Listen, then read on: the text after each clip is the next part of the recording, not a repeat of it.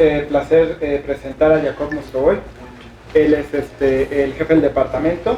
Nos va a hablar de objetos excepcionales en geometría y álgebra. Gracias.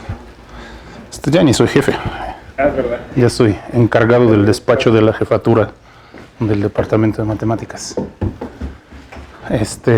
Pero bueno, como si algo dependiera de eso, ¿no? Pues me siento un poco incómodo, ¿no? Porque pues el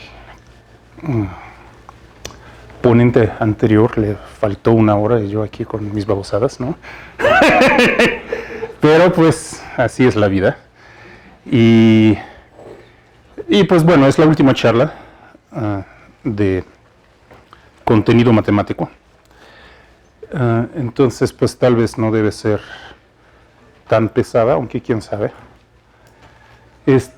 Los objetos excepcionales en geometría y álgebra, bueno, va a haber más de álgebra probablemente que de geometría.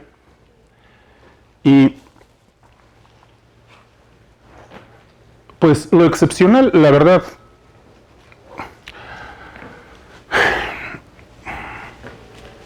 o sea, ¿con qué tiene que ver?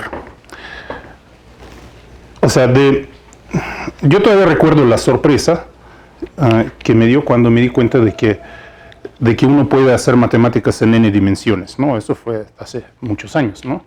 Y uno piensa, wow, eso es que geometría analítica nos da la posibilidad de escribir cualquier cosa en n dimensiones. O sea, hay muchos teoremas que siguen válidos, etcétera. O sea, es una gran sorpresa, ¿no? de que todo es tan universal. Pero después de esta sorpresa y después de estar maravillado por algo de tiempo, de que en n dimensiones todo es igual que en 3, uno se da cuenta de que, pues, es que vivimos en 3 dimensiones. O sea, por alguna razón vivimos en 3 dimensiones. Claro, los físicos nos tratan de convencer de lo contrario, ¿no? O sea, ya nos convencieron más o menos de que vivimos en 4, ¿no? O sea, espacio, tiempo. Claro, está bien, si tenemos memoria podemos percibir las 4 dimensiones, ¿no?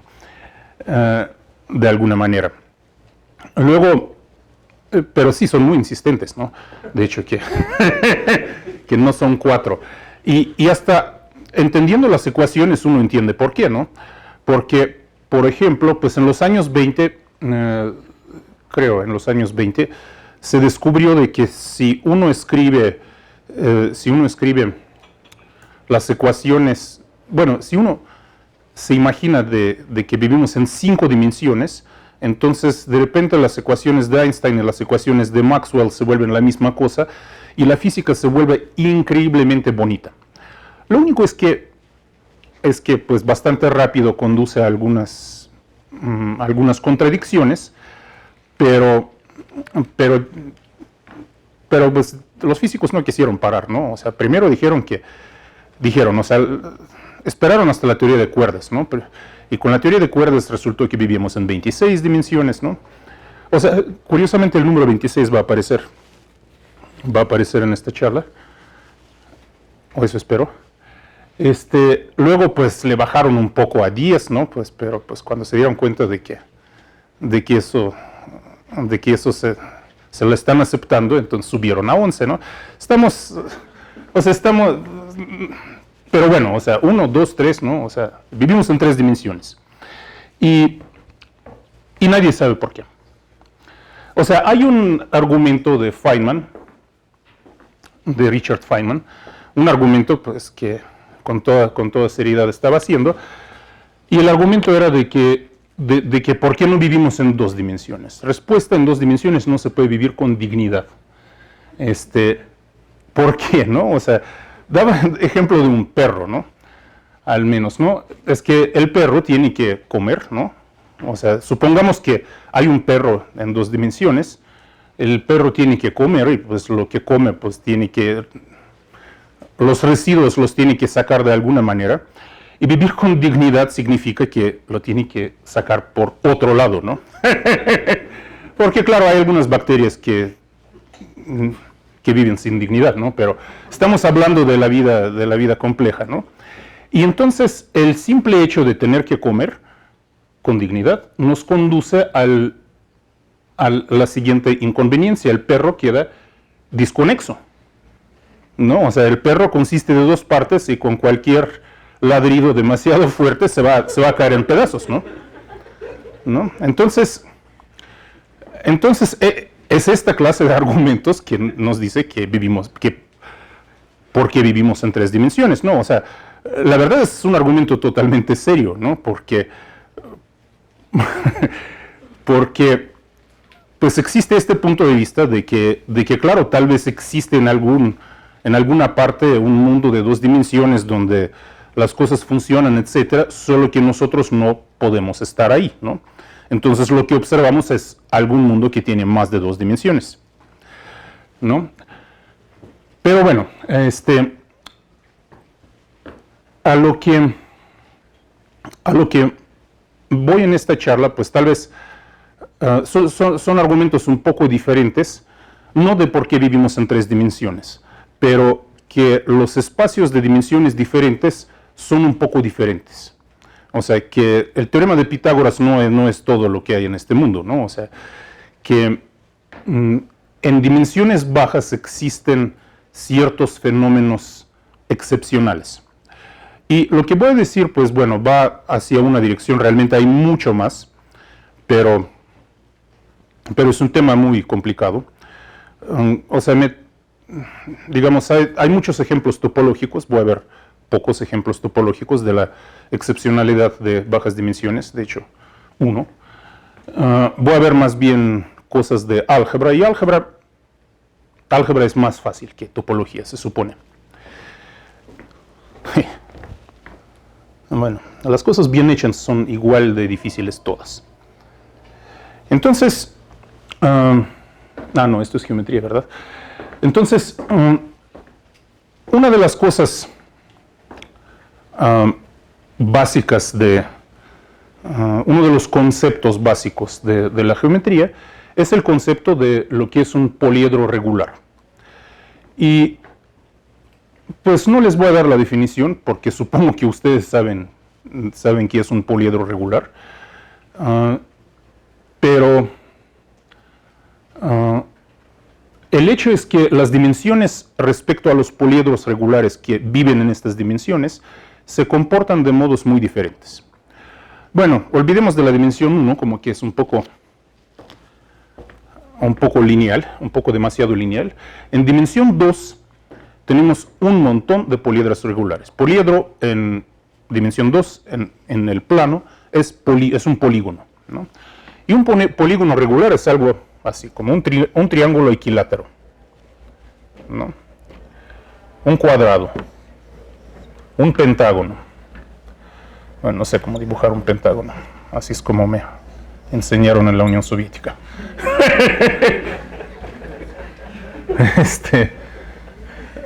Un hexágono, etcétera, ¿no? O sea, tenemos una serie infinita de poliedros regulares en dos dimensiones. Y regulares es que son muy regulares, o sea, cada vértice se ve como cada otro vértice. Cada arista se ve como cada otra arista, ¿no? Y pues siempre tenemos, o sea, la regularidad no solo dice que hay la misma cantidad de aristas, digamos, saliendo de cada vértice, ¿no? Es que todos los ángulos son iguales y son iguales a los que están en cualquier otra parte, y siempre podemos encontrar alguna rotación que mande cualquier vértice a cualquier vértice, y cualquier arista que entra a este vértice a cualquier arista que entra al otro, etcétera, ¿no? Bueno, sabemos más o menos qué es. Es que luego a alguna gente pues les parece demasiado aburrido tener 5 poliedros regulares, y entonces inventan otros estelares, etc. Unas estrellas muy bonitas, pero no son estrictamente poliedros regulares. Bueno, entonces aquí tenemos una familia infinita. Y en dimensión 3 de repente tenemos solo 5. Y me imagino que ustedes saben por qué solo son 5, ¿no? Bueno, ¿por qué? Es una pregunta que no tiene mucho sentido, pero supongo que ustedes saben cómo demostrar que solamente son 5. ¿Y cómo es eso? Pues, bueno, las caras de un poliedro, las caras de un poliedro regular tienen que ser todas iguales y tienen que ser polígonos regulares. Entonces, por ejemplo, pueden ser triángulos, ¿no? ¿Y qué es lo que podemos hacer de triángulos? En cada vértice, pues bueno, aquí, de hecho, está la respuesta. Tenemos el tetraedro. ¿Y el tetraedro cómo se define? Bueno, es un poliedro regular, cuyas caras son triángulos, y en cada vértice se juntan 3 triángulos, exactamente. Un octaedro es el polígono regular que consiste de triángulos, y en cada vértice se juntan 4 triángulos. En el icosaedro se juntan 5 triángulos en cada vértice. Luego, pues, hay solo un poliedro que consiste de cuadrados. Solo podemos tener 3 cuadrados, porque 2 cuadrados como que no son suficientes en cada vértice. Y 3 pues ya nos dan un cubo, y 4 pues ya nos dan una teselación del plano. Igual que 6 triángulos, ¿no? Ya nos dan una teselación del plano. Y luego también se puede hacer algo de pentágonos, que solo logramos juntar 3 en cada vértice. 4 ya serían demasiado. Aunque hay una cosa que se puede hacer de los mismos pentágonos, o sea, deshacen eso no tiene nada que ver con esta charla, deshacen un dodecaedro y juntan 4 pentágonos en cada vértice. O sea, claro, habrá que torcer cosas y tener autointersecciones.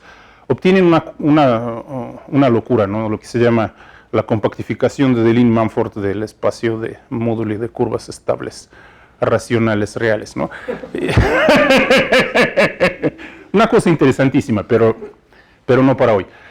Entonces simplemente enumerando el número de lados de cada cara y cuántos de ellos podemos juntar en cada vértice, obtenemos todas las opciones posibles. Porque si queremos hexágonos, o sea, 3 hexágonos, pues ya nos dan una teselación del plano, ya no nos dan un poliedro, y de heptágonos ni hablar. Entonces tenemos aquí los 5 poliedros regulares.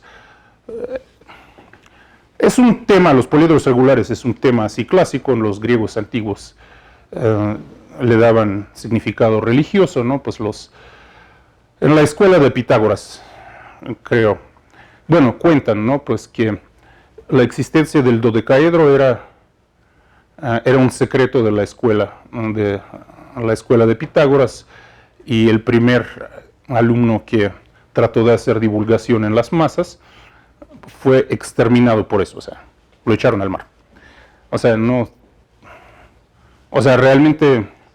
Realmente creían que era una cosa muy importante. Es muy importante, pero ya no echamos al mar a la gente por contar de la existencia del dodecaedro.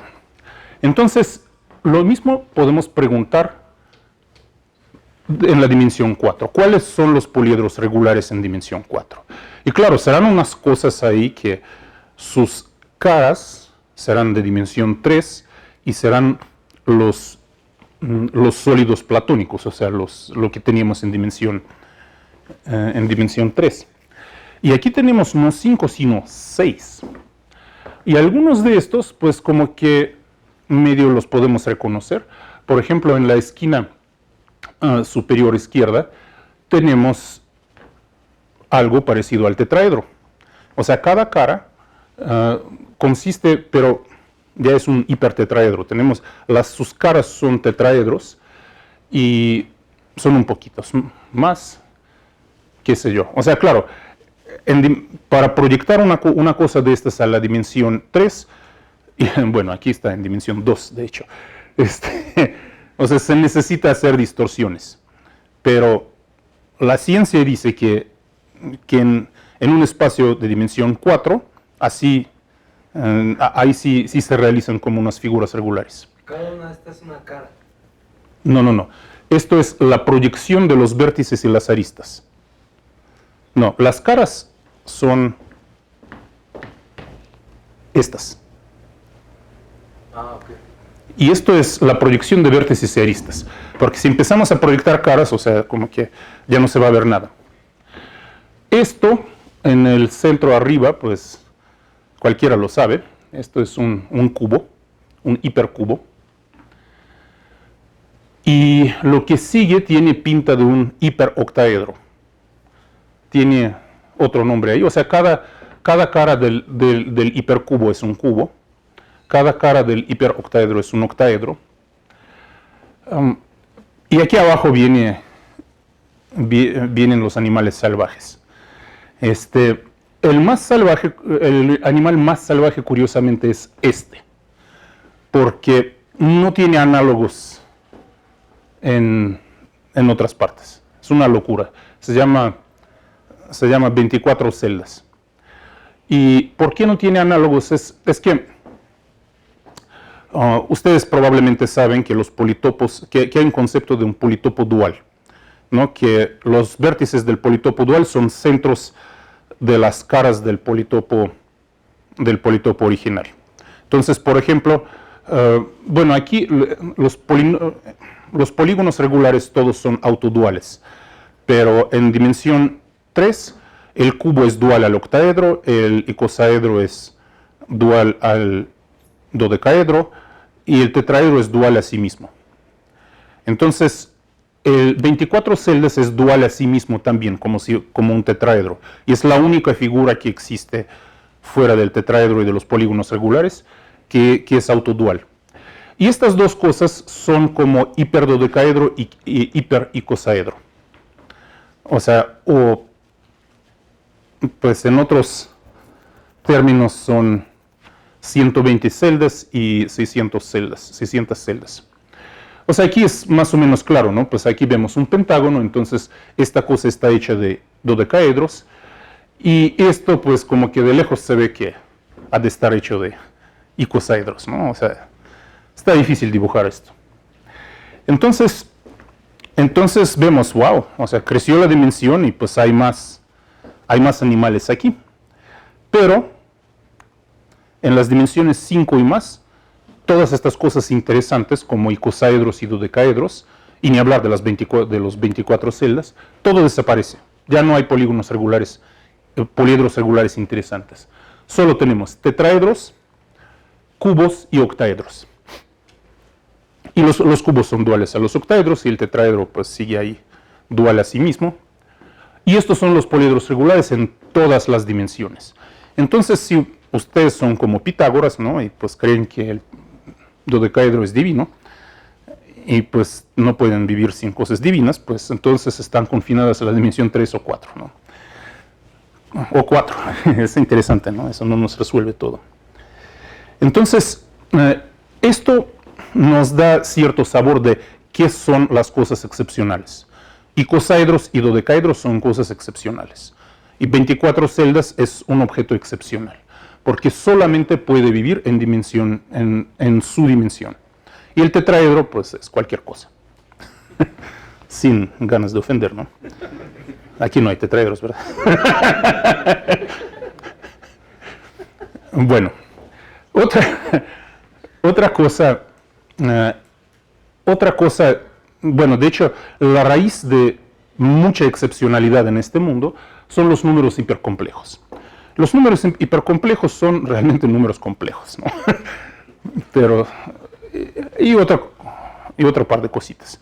Entonces, bueno, ustedes saben cómo obtener los números complejos de los números reales. Bueno, olvidemos la involución. La involución realmente es conjugación compleja, hay que pensar algo así. Entonces, si tenemos los números reales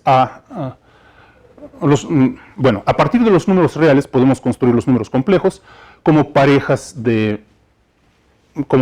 con esta ley de multiplicación, suma, y podemos definir algo que es la involución, que es la conjugación compleja en este caso.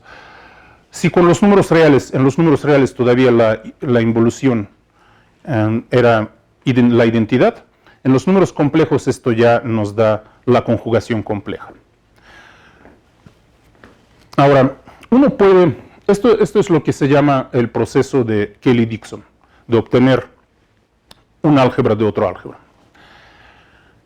Y pues bueno, ahora le tenemos nombre, etcétera, pero realmente era una cosa muy no trivial. La gente que después de encontrar los números complejos pensaron, wow, y vivimos en dimensión 3 y a ver si hay algunos números tridimensionales. Y no, nada, ¿no? O sea, números tridimensionales, claro, uno puede definir algunas multiplicaciones, algunas sumas, pero el chiste con los números es que también queremos dividir, ¿no? Y pues dividir es una cosa muy difícil. O sea, normalmente podemos inventar cualquier producto, cualquier suma, pero división no va a funcionar. Y entonces, a Hamilton le tomó como 20 años entender que dimensión 3 hay que dejarla a un lado y ir directamente a la dimensión 4. Entonces, él lo que hizo fue inventar los cuaternios. Y los cuaternios se obtienen de los números complejos mediante este proceso. De la misma manera como los complejos se obtienen de los números reales. Y los cuaternios, bueno, Hamilton esperaba que como los complejos produjeron un montón de maravillas después de los números reales, entonces los cuaternios van a traer más maravillas, ¿no? Y entonces después de inventar los cuaternios, dedicó su vida a escribir sobre los usos de los cuaternios, que hasta creo que proponía cultivar flores usando cuaternios, o sea, de verdad, eso se llama matemática aplicada, ¿no? O sea, hoy en día también es muy popular. Y pero los cuaternios tienen un defecto muy feo o bonito, dependiendo de sus gustos, ¿no? No son conmutativos. O sea, AB no es igual a BA en los cuaternios. Y esto es más o menos claro de cierta representación. O sea, los cuaternios realmente se pueden pensar como matrices 2×2 complejas de la siguiente forma: XY menos Y barra X barra. Entonces, tener una matriz así es lo mismo que un cuaternio, ¿no? Y la suma es suma de matrices y el producto es producto de matrices. ¿Dónde esos son números complejos? Sí, X y Y son números complejos, son parejas de números complejos. Entonces, ustedes saben que las matrices no conmutan y los cuaternios entonces no conmutan. O sea, las matrices también son útiles, o sea, es útil tener cosas que no conmutan, ¿no? Pero es más difícil trabajar con ellas. Y aquí pues ven la palabra octonios, ¿no? Es que, ¿por qué se va a parar, no? O sea, si tomamos los cuaternios, podemos manufacturar algo de los cuaternios.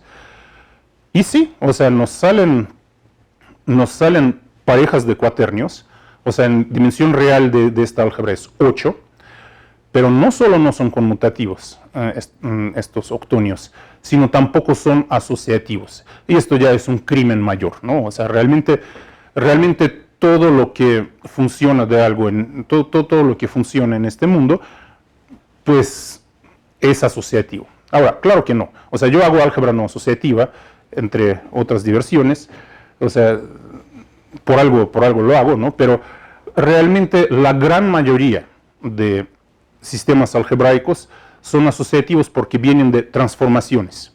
O sea, secretamente todos los grupos son grupos de transformaciones. Y álgebras vienen de lo mismo, ¿no? Entonces, los octonios, por ser no asociativos, son totalmente exóticos. Sin embargo, sigue habiendo división. Es un álgebra de división y además es un álgebra normada. O sea, por ejemplo, para un cuaternio tenemos la norma. Bueno, para los números complejos tenemos el módulo, ¿no? Recuerdan, ¿no? ¿Qué es? Y para los cuaternios es el determinante de esta matriz, que es esto, ¿no? Que es básicamente la suma de cuadrados de todas las coordenadas reales, ¿no? de todas las 4 coordenadas reales de un cuaternio. Y para los octonios lo mismo funciona, ¿no? O sea, claro, esto siempre lo podemos definir, pero el chiste es que la multiplicación de los complejos, cuaternios u octonios, respeta la norma, ¿no? La norma del producto es el producto de normas. Claro, uno puede tratar de seguirle, bueno, no asociativo, no importa, a ver, sigámosle, ¿no? Pero duplicando los octonios obtenemos una cosa que ya no tiene división, o sea, hay divisores de 0 ahí, 1, y 2, no conserva la norma, la multiplicación. Entonces, lo que sigue después de los octonios ya no merece nuestra digna atención, ¿no? O sea, esto es un ejemplo de algo excepcional, ¿no? Los sistemas numéricos por el estilo solo existen en dimensión 1, 2, 4, 8, ¿no? Álgebras normadas con división. Esto es el teorema de Hurwitz. En el siglo XX se ha probado, los topólogos probaron que podemos olvidar de la condición de la norma.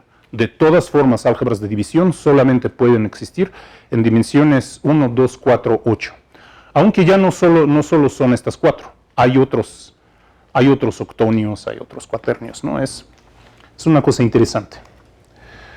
Y bien, no sé si les diga algo este dibujo. Bueno, entonces no. Entonces no. Ustedes vieron algo de topología algebraica, ¿verdad? Se supone. No sé, Jico contó algo de topología algebraica. Sí, una introducción. Una introducción, claro. Entonces, muy probablemente vieron lo que es un plano proyectivo. ¿Sí o no? Sí. No.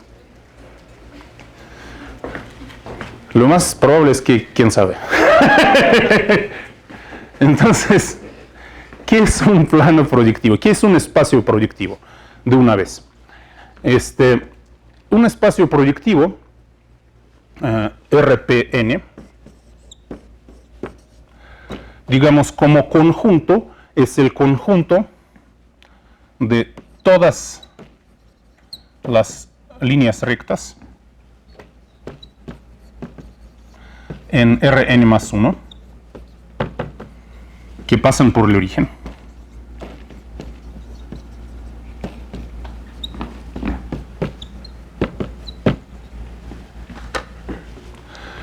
Y esto solamente es un conjunto, pero podemos introducir una topología sobre este conjunto. Una métrica, o sea, si tenemos dos rectas, pues podemos medir el ángulo entre ellas, y el ángulo pues nos da la noción de distancia. Entonces si tenemos la noción de distancia, entonces tenemos topología. Entonces esto es un espacio topológico. Y no solo es un espacio topológico, es una variedad. Una variedad es un espacio topológico que se ve localmente como un Rn, ¿no? Entonces, estos son los RPNs. ¿Y por qué estos dibujos? Porque, pues, RP1 es un círculo, ¿no? Porque si tomamos el plano y todas las rectas aquí, ahí, que pasan por el origen, entonces, cada recta tiene una intersección, o sea, dibujemos aquí un semicírculo. Entonces, a cada recta le corresponde exactamente un punto de este semicírculo, el punto de intersección, salvo esta recta horizontal, a la cual le corresponde este punto y este punto. Y esto lo que quiere decir es que para obtener RP1 lo que tenemos que hacer es tomar este semicírculo y juntar sus extremos, y esto nos da un círculo. Entonces RP1 es un círculo. Y RP2 es algo que está dibujado aquí, ¿no? Es una cosa terrible, ¿no? Porque lo que tenemos que hacer es tomar todas las rectas. Bueno, el dibujo era el mismo, ¿no? Porque no podemos dibujar R3, pero también aquí, en lugar del círculo, esto es una esfera. Aquí tenemos el hemisferio superior. Tenemos que tomar el hemisferio superior e identificar todos los puntos opuestos de su frontera. O sea, más bien, en cada par de puntos opuestos de su frontera tienen que ser identificados. Y hacer esto dentro de R3 y no hacerse bolas es imposible. Pero pueden intentar, claro. O sea, en lugar de... Estamos haciendo topología, en lugar del círculo podemos tomar un cuadrado. Entonces, tomamos un cuadrado y entonces intervalo tiene que identificarse con este intervalo y este intervalo se tiene que identificar con este intervalo. Entonces, si tomamos un cuadrado y queremos identificar esto con esto y esto con esto, o sea, vamos subiendo estos intervalos así, y aquí nos queda lo que era el cuadrado. El plano proyectivo se va a ver así, y esto es la sección.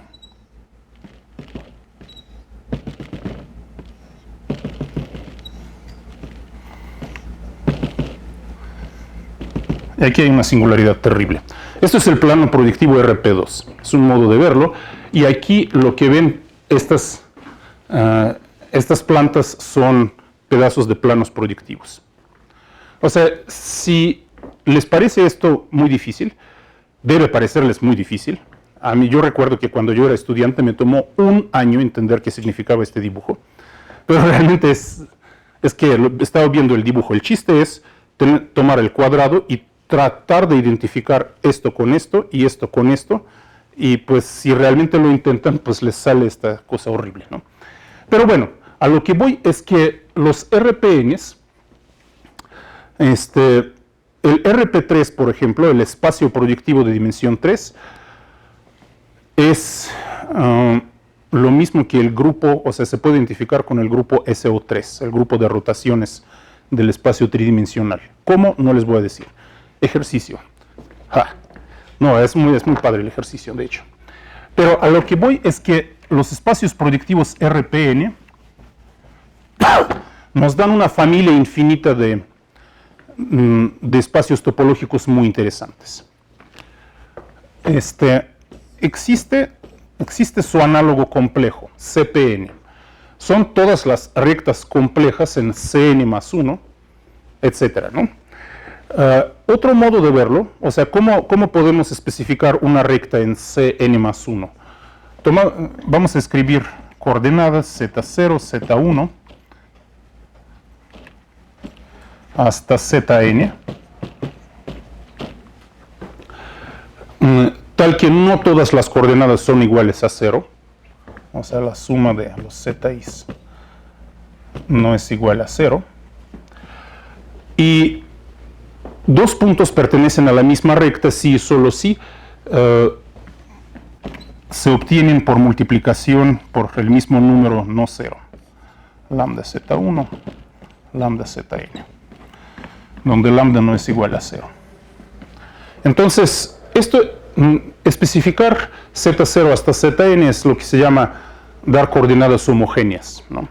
Homogéneas son, bueno, porque no sé, pues porque esto es homogéneo, pero se pueden multiplicar todas por el mismo número no trivial y no pasa nada. Entonces, estos son los CPNs. Ahora, claro, la imaginación ya no nos alcanza para hacer algo así, pero además complejo, ¿no? O sea, eso es demasiado. Pero CP1 todavía lo podemos imaginar, ¿no? RP1, recuerden que era un círculo, ¿no? O sea, podíamos tomar, por ejemplo,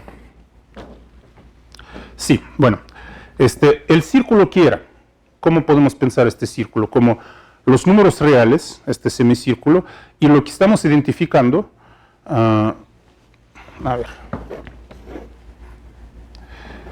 otra vez, voy a dibujar este dibujo. Entonces, lo que correspondía al semicírculo, y no a sus extremos, todas estas rectas intersectan a una recta horizontal a la altura de 1. Entonces, casi todos los puntos de RP1 se pueden identificar con puntos de una recta real. Y luego está el infinito. O sea, este punto se intersecta con esta recta por ahí en el infinito, o por ahí en el infinito. Entonces, podemos pensar RP1 como los números reales unión el infinito, un círculo.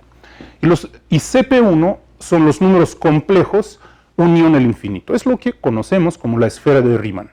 Y la esfera de Riemann es una esfera, ¿no? Entonces CP1 es una esfera.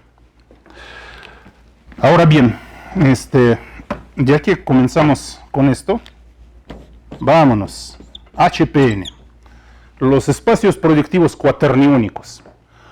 Bueno, hablar de las líneas cuaterniónicas tal vez puede ser emocionalmente difícil. No sé ni cómo decirlo, pero tenemos esta definición.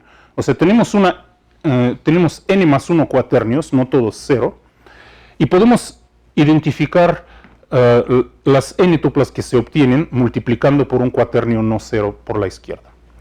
Y entonces clases de equivalencia de esta cosa se llaman espacios cuaterniónicos proyectivos. Curiosamente existen, como los cuaternios no son conmutativos, existen espacios cuaterniónicos proyectivos izquierdos y derechos. Pero son homeomorfos. No, o sea, no. La izquierda de la derecha aquí no se distingue prácticamente, como en ninguna otra parte casi. Bueno, y entonces, con este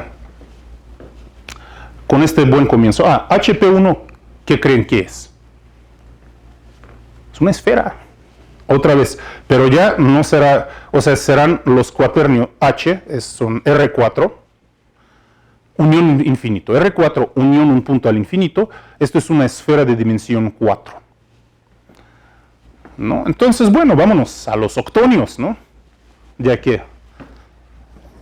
Entonces queremos definir los OPN. Los octonios se denotan con la letra O a veces con así, porque también se llaman como números de Cayley. Eso es calcio, ¿no? Alguna cosa así. Bueno, y este es oxígeno, ¿no? Mejor. Entonces queremos definir los espacios proyectivos octoniónicos y de repente no podemos. ¿Por qué? O sea, tomamos n más 1 a octonios, no todos 0, y empezamos a identificar, y queremos identificar con algo, con ¿no? Donde lambda es un octonio no 0. El problema es que no tenemos clases de equivalencia demasiado buenos.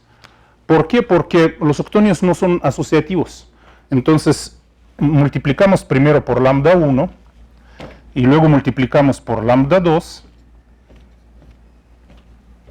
y lo que obtenemos ya es esto, ¿no? Esto no necesariamente se puede obtener multiplicando este octonio por un solo lambda, ¿no? Por la no asociatividad.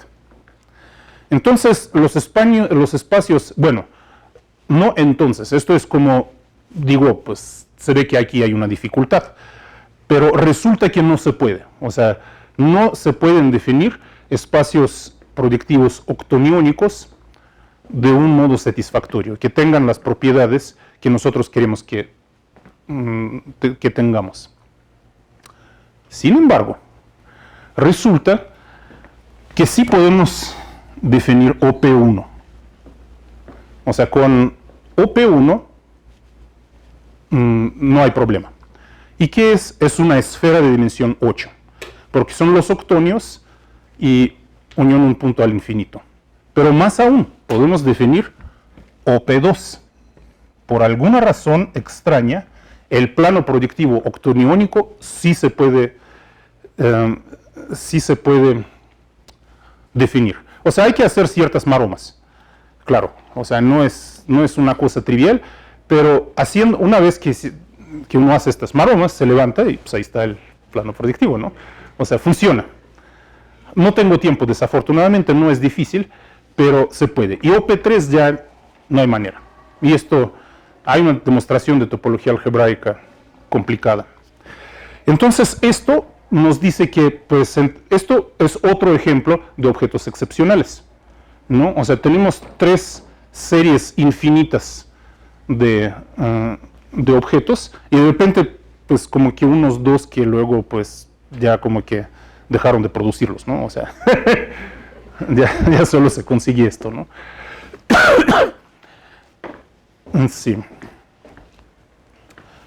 Bueno, aquí les va un ejemplo topológico de un objeto excepcional, que también tiene que ver curiosamente con todo esto. En la introducción a topología algebraica, ¿vieron los grupos de homotopía? Sí. O sea, todos los grupos, o sea, no solo el grupo fundamental, los grupos de homotopía de cada dimensión, ¿verdad? Pues los grupos de homotopía son terriblemente difíciles de calcular.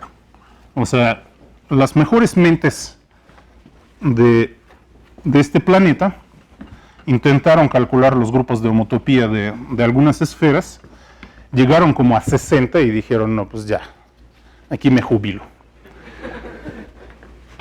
Sí, pero, digamos, los grupos de homotopía de las esferas pi k de Sn, pues los primeros cuando k es chiquito, son fáciles de calcular, ¿no? Pi, por ejemplo, cuando k es menor de n, bueno, cuando k es menor de n, tenemos pi k de Sn es igual a 0. Cuando k es igual a n, tenemos pi n de Sn, son los enteros. Pero aquí les va un problema. ¿Qué sucede cuando k es mayor de n, no? Es una cosa un poco contraintuitiva que una función de una esfera de dimensión alta a una esfera de dimensión baja, que una función así puede no ser homotópica a la función trivial. Pero hay un montón de ejemplos. Y son todos muy... Y el ejemplo tal vez más sencillo es la fibración de Hopf. Y la fibración de Hopf es una función de S3 a S2. S3, ¿qué es? Tomemos dos números complejos, o sea, dos números complejos viven en un espacio R4, ¿verdad? C más C, C2 es R4. Tenemos Z0, Z1, entonces tomemos Z0 cuadrada más Z1 1 cuadrada igual a 1. Esto es una esfera en R4, ¿no? Una esfera, y esto es una S3. Y tomemos una función de esta esfera, Z0, Z1, al espacio proyectivo complejo de dimensión 1, CP1. O sea, tomamos Z0, Z1 como coordenadas homogéneas. O sea, las estamos considerando módulo de multiplicación por un número complejo no 0. Esto es CP1. Como hemos visto, es una esfera de Riemann, es una esfera S2. Entonces tenemos una función de S3 a S2. Y pues resulta que esta función no es trivial, ¿no? O sea, no hay ninguna homotopía de esta función a una función constante. Y resulta que hay funciones, o sea, aquí los zetas eran números complejos. Podemos tomar los reales. Esto nos va a dar una función del círculo al círculo, de S1 a S1. También los podemos tomar cuaternios u octonios. Y esto, para los cuaternios vamos a tener una función de S7 a S4. Y para los octonios de S15 a S8. Y resulta que ninguna de estas funciones es trivial en homotopía, pero hay algo especial sobre estas funciones. Uno puede definir cierta función que se llama el invariante de Hopf. Es un homomorfismo del grupo pi 2n-1 de Sn a z. Y para definirlo se necesita saber qué es el producto en la cohomología. ¿Han oído la palabra cohomología en ese curso de Hico? Oír sí, pero quién sabe qué significa. Bueno, entonces la van a oír otra vez. O sea, son cosas realmente complicadas, ¿no? Entender cohomología, así como entenderla, es algo que no es tan sencillo. Pero básicamente, si tenemos una función, o sea, ¿cómo es el invariante de Hopf? Si tenemos una función de la esfera S2n-1 a la esfera Sn, podemos pensar que esto es la frontera de una bola de dimensión 2n, de un disco.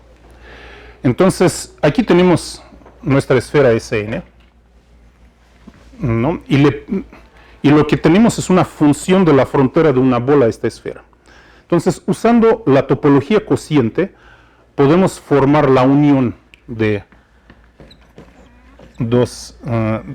esta bola, disco de dimensión 2n, con Sn. Y si esta función es f, esto es algo así. Vamos a identificar la imagen de un punto de la frontera bajo f en Sn con el punto en Sn. O sea, es algo, digamos, es un espacio que tiene como 3 celdas que son como unos que son como unos espacios euclidianos. Entonces hay un espacio euclidiano de dimensión 0. O sea, Sn en sí consiste de 2 celdas. Un punto, una celda de dimensión 0, y una celda de dimensión n, un Rn. Y aquí de repente tenemos un R2n. Entonces, este espacio es una unión de R2n con Rn con 0. Entonces, resulta, o sea, pueden olvidar estas palabras inmediatamente al salir de acá, que a cada de estas celdas les corresponde una clase de cohomología. Y entonces aquí tenemos una clase de cohomología alfa. Esta clase sí existe. Aquí tenemos, bueno, esta también. Aquí tenemos una clase alfa y una clase beta.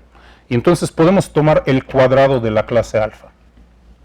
Las clases de cohomología las podemos multiplicar. Y las sumas y las dimensiones de estas clases, esta dimensión es n, entonces alfa cuadrada será dimensión 2n. Entonces alfa cuadrada tiene que ser un múltiplo de la clase beta. Y este número, este k, es el invariante de Hopf. Y resulta que siempre es par, salvo para las 4 fibraciones de Hopf. Entonces, en este sentido, las fibraciones de Hopf son objetos excepcionales en topología. A ver, ¿tengo otros 10 minutos o no me lo perdonan? Bueno,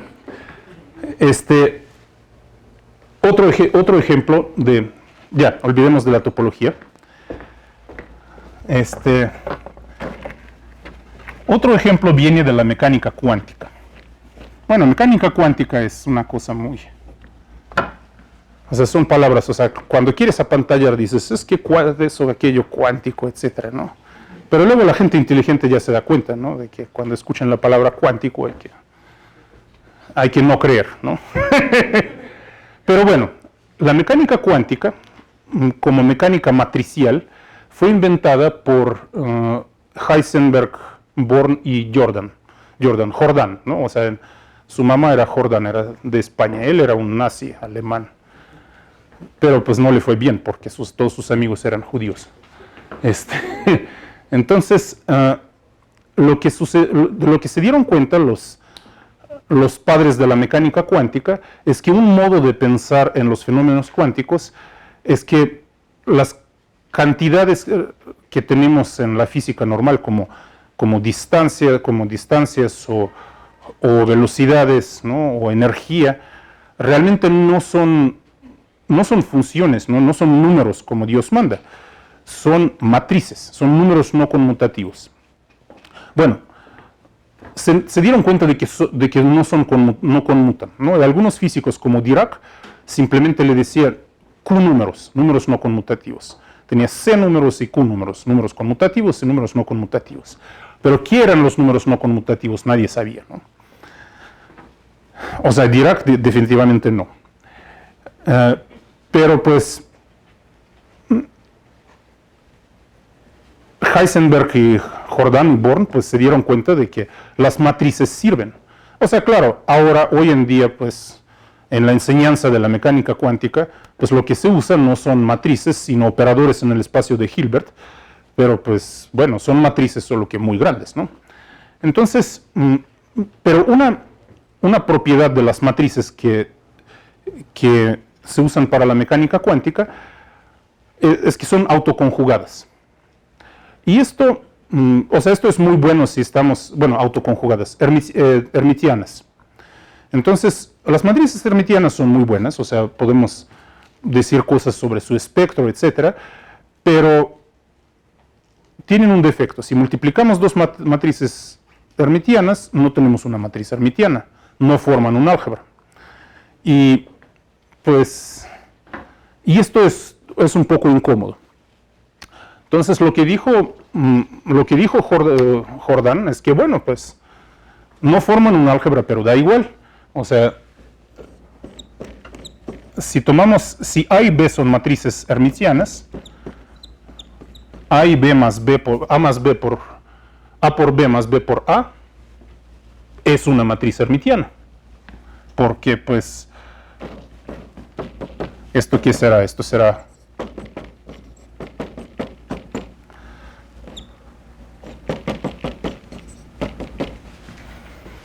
y entonces,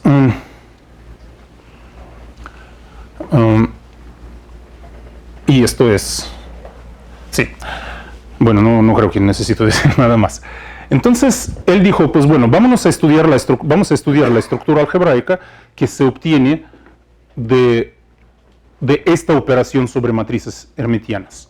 Y lo que sale es una cosa muy extraña, que se llama álgebra de Jordan. Y entonces hubo cierta esperanza de que álgebras de Jordan abstractas, que no vienen de matrices, nos pueden proporcionar más cosas para la mecánica cuántica. Esto no sucedió. Creo que Zelmanov fue el que clasificó álgebras de Jordan simples y resultó que todas son matrices. Matrices simétricas reales, matrices hermitianas complejas, matrices autoconjugadas cuaterniónicas. Luego hay un ejemplo rarito que no es muy interesante algebraicamente, pero lo hay. O sea, que viene de un espacio euclidiano. Y un ejemplo excepcional. Matrices 3×3 octoniónicas. Es algo que bueno, también uno podría preguntar sobre matrices 2×2, también sirven, pero pues caen en otro ejemplo, es otra cosa. O sea, esto es lo que se llama, las matrices, estas octoniónicas se llaman álgebra de Albert, es un álgebra de 27 dimensiones, una cosa rara. Álgebras de Lie. No, pues tal vez álgebras de Lie como que son un poco más conocidas. Y aquí la operación en álgebras de Lie, también pensamos en matrices, pero con la operación de conmutador, ¿no? AB menos BA. Entonces, el conmutador satisface estas dos propiedades. Entonces, pongamos estas propiedades como axiomas y a ver qué nos sale, ¿no? Y claro, siempre nos salen matrices, ¿no? O sea, en dimensión finita siempre salen algún tipo de matrices, porque pues realmente no hay otra cosa en este mundo. Pero, bueno, olvidemos de esto, no les he dicho, es un secreto. Entonces, todas las álgebras de Lie simples también se pueden clasificar. Y también, bueno, vean, son matrices reales n por n, bueno, reales, perdón, todo es complejo aquí. Entonces, tenemos 4 series, matrices, simplemente matrices de traza 0, matrices antisimétricas, por alguna razón forman dos series, matrices simplécticas, esta omega es la matriz identidad menos identidad 0, 0, pero también aparecen algunos diablos por acá, ¿no? O sea, ¿qué es esto, no? Ustedes supongo que ya tienen la idea, ¿no? Algo que ver con octonios, ¿no? Bueno, déjenme decir 2 palabras sobre la clasificación, porque realmente 2 palabras, o sea, es una cosa no tan sencilla. lo que sucede en la clasificación es que cualquier álgebra de Lie simple tiene un subálgebra que se llama subálgebra de Cartan, y pues son todos los elementos del subálgebra de Cartan conmutan entre sí, tienen el corchete cero entre sí, o sea, como álgebra es una cosa muy aburrida, pero todavía existen cosas fuera de esta álgebra, ¿no? Y la acción, o sea, y cómo interactúan los elementos del subálgebra de Cartan con todo lo demás, puede ser muy interesante. Entonces, así definimos ciertos elementos dentro de un álgebra de Cartan, o más bien en su dual, en las funcionales lineales sobre la álgebra de Cartan, que se llaman raíces. Y estas raíces, pues, esto es la definición. Hay unas, bueno, aquí déjenme mostrarles otra vez. Aquí hay un numerito n en la clasificación. Y este n quiere decir la dimensión del subálgebra de Cartan. En particular, hay 3 subálgebras de Cartan con n igual a 2, porque los demás ya van a coincidir. Tenemos A2, tenemos C2 y tenemos G2. Y estas raíces en estas álgebras viven en un espacio dual a algo de dimensión 2, viven en un plano. Esto es algo que se puede dibujar. Esto es lo bueno. Entonces, A2, tenemos 6 raíces, tenemos 6 vectores así. En C2 tenemos 8, ¿verdad? Vectores así. Y esto es el temible G2, es una locura.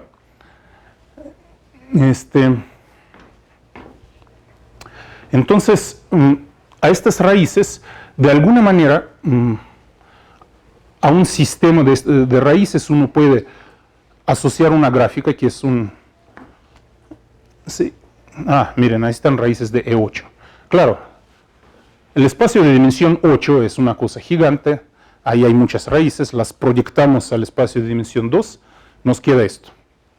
Claro, hay que pintarlo un poco, ¿no? Pues para hacerlo más bonito, pero de hecho si entran a Wikipedia para ver todo el tema de representaciones de álgebras de Lie o grupos de Lie, esto es el símbolo, ¿no? ¿Por qué?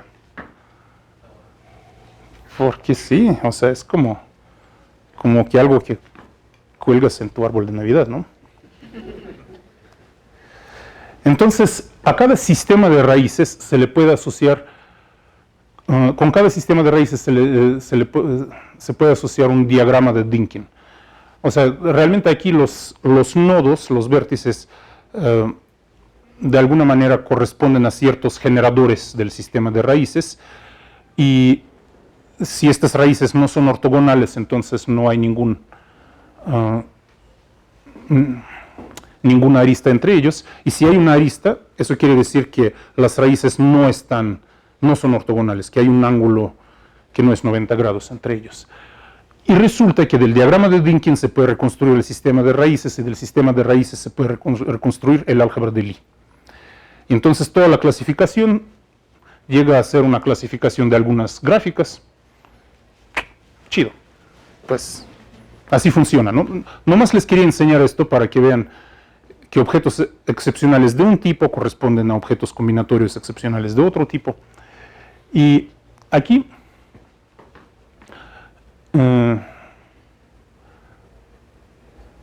no, aquí no quiero decir otra cosa.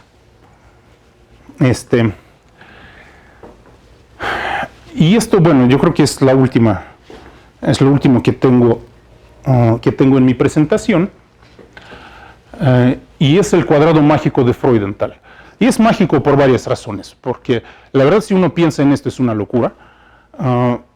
Lo que dice Wikipedia, de hecho, Wikipedia es la mejor fuente, Wikipedia en inglés es la mejor fuente para todo esto lo que estoy contando, porque pues realmente como que los temas ya son lo suficientemente complicados para que cualquier idiota no puede escribir cualquier estupidez, ¿no? Entonces todo está bien escrito ahí. Entonces la definición es que la definición de este cuadrado mágico de Freudenthal es una locura, ¿no? Pues no quiero ni explicar. Bueno, J3, eso quiere decir matrices hermitianas 3×3, con entradas en B, donde B es reales, complejos, cuaternios o octonios, y D es derivaciones. O sea, es una locura. Y totalmente, 0 significa la parte detrás a 0. Qué sé yo, nomás lo digo para que vean que sé de qué se trata, ¿no? Pero es una cosa muy extraña, ¿no? Porque el cuadrado es simétrico, y aunque no está dibujado simétricamente, pero es simétrico, y la definición no es nada simétrica, ¿no? O sea, es una locura esta definición, pero estos son los resultados. Toman dos álgebras de estas, reales, complejos, cuaternios y octonios, y hacen cierta construcción algebraica, y pues les salen casi todas estas álgebras de Lie excepcionales. Casi todas, porque no sale G2. Pero G2 tiene mucho que ver con octonios, ¿no? Porque G2 de alguna manera tiene que ver mucho, es como el álgebra de Lie tangente a un grupo de Lie G2, y el grupo de Lie G2 es el grupo de automorfismos de los octonios, tal cual. Entonces, este cuadrado mágico de Freudenthal es realmente algo mágico, y pues hace unos 10 años tal vez he visto a Sir Michael Atiyah haciendo mucha propaganda al cuadrado mágico de Freudenthal. Casi trataba de cultivar flores con él. O sea, básicamente hay una idea ahí como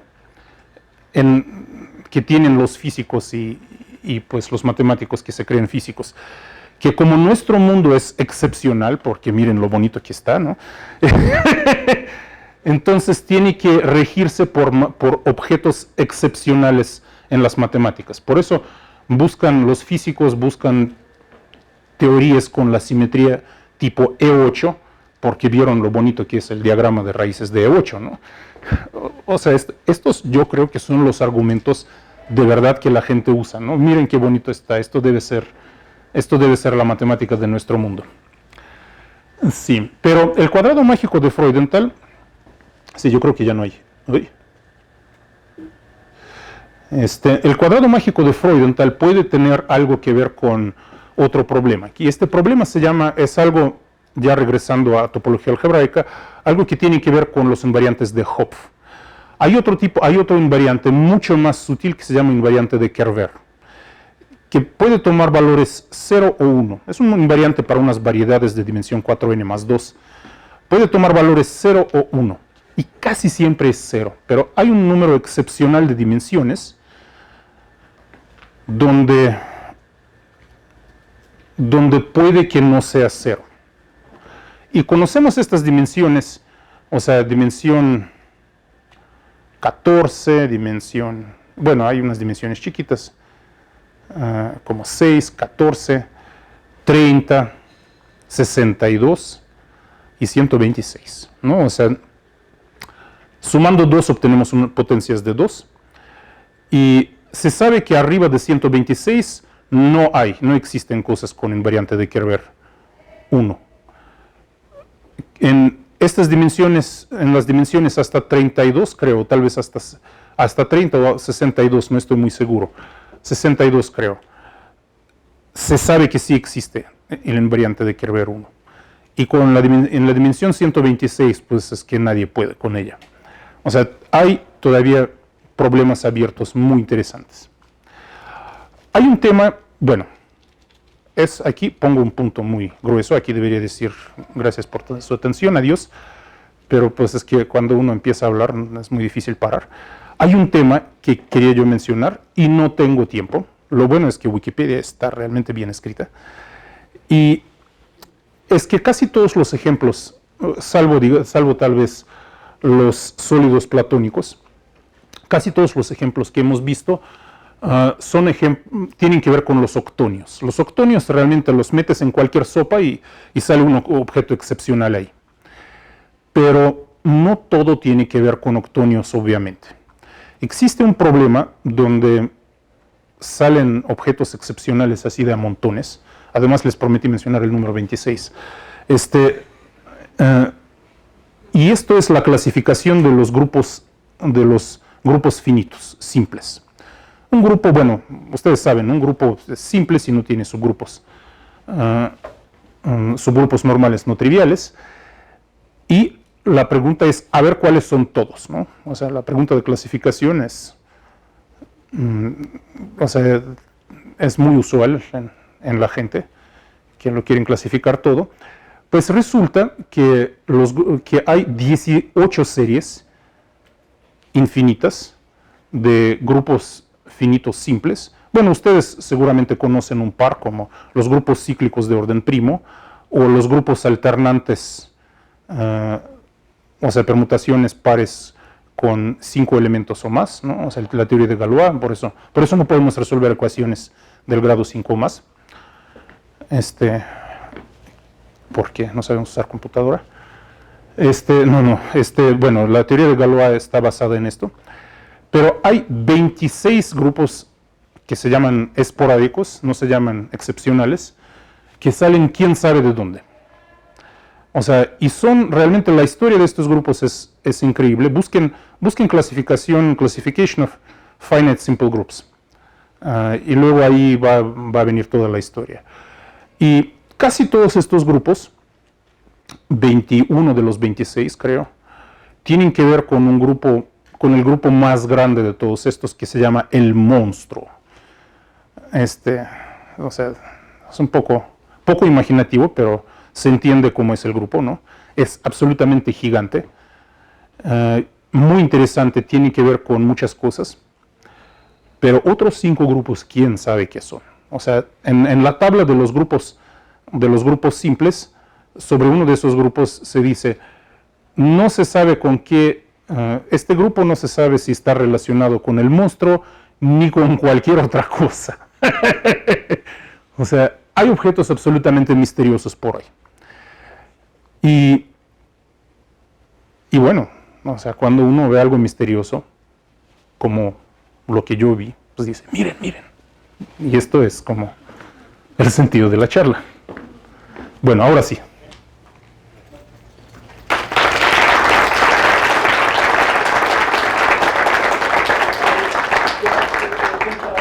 ¿Preguntas?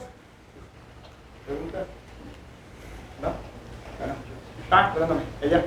Bueno, sí. En un principio mencionaste de las figuras más elementales de los pitagóricos. Y yo creo que casi todas las culturas hacen una referencia religiosa, o así. Pero estos temas cuánticos en la vida, pues, no sé si moderna o posmoderna, también se clasifican, pues tienden a teorizarse o a darles un sentido, no estoy seguro si religioso, pero sí con un cierto enfoque. Mencionan muchas cosas. ¿Tú qué sabes de ello o qué puedes opinar al respecto? Hay teorías no solamente físicas, sino también matemáticas. Bueno, es una pregunta muy buena. De hecho, yo ya opiné de esto, ¿no? O sea, cuando uno ve el mundo, nuestro mundo, y piensa que es excepcional, es razonable buscar una explicación matemática entre los objetos excepcionales. Entonces, de alguna manera, o sea, desde el punto de vista que yo estoy aquí explotando en esta charla, todo esto es como todos los objetos excepcionales, es algún artefacto de la baja dimensión. Y en este sentido, como por ejemplo el sistema de raíces E8 es como si fuera el dodecaedro, pero en 8 dimensiones, ¿no? O sea, la lógica de la gente siempre es intuitiva, siempre es un poco religiosa, diría yo, ¿no? O sea, tiene mucho que ver, claro. O sea, cuando los físicos hablan de que, a ver, probablemente E8 está en los fundamentos de la teoría matemática bueno, en la teoría físico-matemática de la realidad. O sea, la razón para esto no es... la razón principal para esto es que ven algo increíblemente bonito y singular y piensan, pues seguro tiene que ver con este mundo, ¿no? Esto es pura sensación religiosa. Y bueno, creo que haces un gran esfuerzo a mencionar todos estos temas porque no se ven tan simples. Yo tampoco los había visto todos de una forma tanto ordenada, pero también un tanto dispersa. Es una marca con muchas particularidades.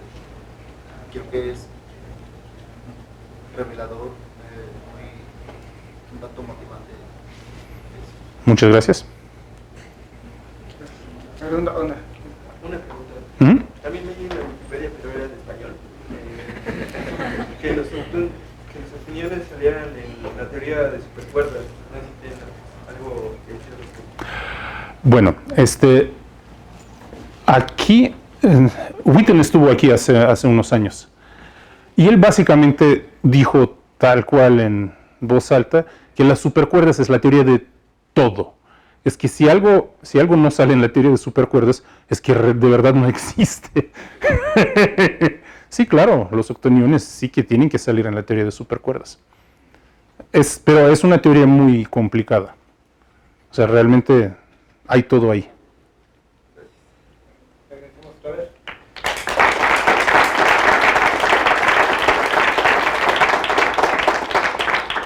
Muchas gracias. Ahora sigue